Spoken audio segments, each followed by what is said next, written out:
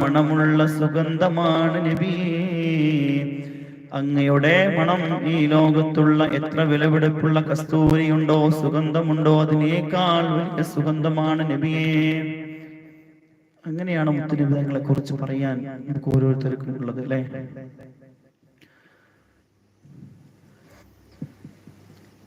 ഇന്നെന്റെ മദീനയുടെ റൗളാ ശരീഫിൽ അന്തിയുറങ്ങുന്ന പുണ്യനേതാവ് നബി മുഹമ്മദ് മുസ്തഫ സല്ലല്ലാഹു അലൈഹി വസല്ലമ തങ്ങൾക്ക് വല്ലാത്തൊരു പ്രകാശമാണ്, വല്ലാത്തൊരു സുഗന്ധമാണ്, വല്ലാത്തൊരു നൂറാണല്ലോ നമ്മളൊക്കെ.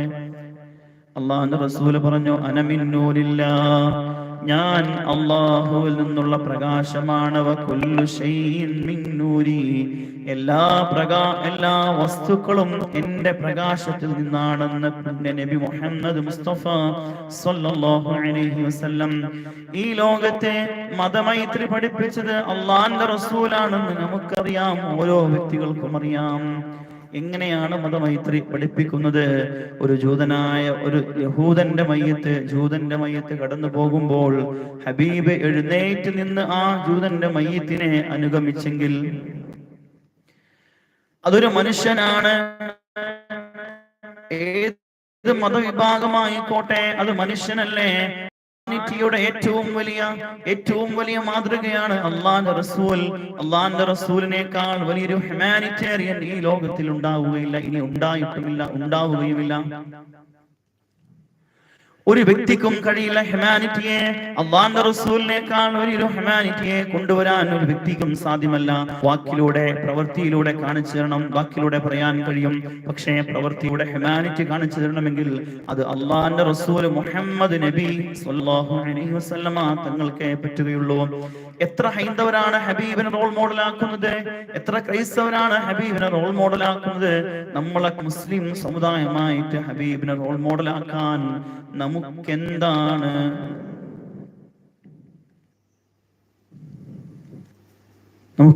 മടി? ഹബീബിനെ കുറിച്ച് പറയണ്ടേ? മുത്തുനബി തങ്ങളെ കുറിച്ച് പറയണം. ഓരോ സെക്കൻഡ് നമ്മുടെ നാവിൽ ഉണ്ടായിരിക്കേണ്ടത് അള്ളാഹുവിന്റെ ദിക്റാണെങ്കിൽ, നമ്മുടെ ഖൽബിൽ ഉണ്ടായിരിക്കേണ്ടത് ദിക്റുമാണെങ്കിൽ, അതേ ഖൽബിൽ ഉണ്ടാവേണ്ടത് അള്ളാന്റെ റസൂലിനോടുള്ള മഹബ്ബത്താണ്,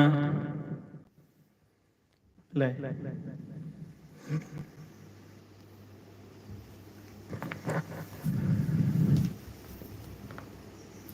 അപ്പോ പണ്ട് മൗലാന മുഹമ്മദ് അലി ജൗഹറിനോട് കോടതിയിൽ ഒരു ജഡ്ജി പറഞ്ഞിരുന്നു, ഇതൊക്കെ കാണുമ്പോ ഹബീബിനെ കുറിച്ച് മുത്തുനബിയുടെ കാലത്തുണ്ടായ ഒരു കാര്യമാണ് ഓർമ്മ വരുന്നതെന്ന് പറഞ്ഞു, അല്ലെ? അപ്പൊ അവിടെ നിന്ന് പറഞ്ഞു, നിന്റെ പള്ളിയും മുഹമ്മദും ഒക്കെ പള്ളിയിലാണ്, ഇവിടെ അല്ല. മൗലാന മുഹമ്മദ് അലി ജൗഹർ പറഞ്ഞു,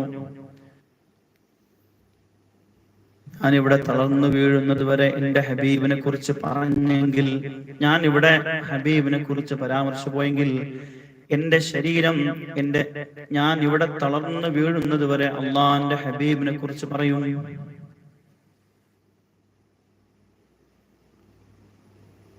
അതെ, അത്രത്തോളം ഇന്ത്യ രാജ്യത്തിന് വേണ്ടി പോരാടിയ ഒരു മഹാനായിരുന്നു.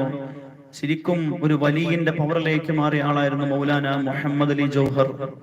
ആ മൗലാന മുഹമ്മദ് അലി ജൗഹറിന്റെ പോരാട്ട വീര്യങ്ങളൊന്നും നമ്മൾ അറിയണം, പഠിക്കണം, അദ്ദേഹത്തെ കുറിച്ച് മനസ്സിലാക്കണം.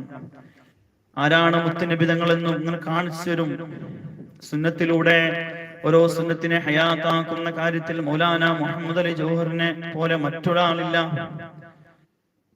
അതിനേക്കാൾ ഉപരി നമുക്ക് പറയാൻ കഴിയും, ബഹുമാനപ്പെട്ട അത്തിപ്പറ്റ ഉസ്താദ് നവ്വറല്ലാഹു മർഖദ ഹബീബിന്റെ സുന്നത്തുകളെ ഇങ്ങനെ കാണിച്ചു തരുന്നൊരു വ്യക്തിത്വം നമ്മുടെ ഇടയിൽ ഈ ഒരു നൂറ്റാണ്ടിൽ കഴിഞ്ഞു പോയിട്ടുണ്ടെങ്കിൽ അത് മഹാനായ അത്തിപ്പറ്റ ഉസ്താദ് നവ്വറല്ലാഹു മർഖദ.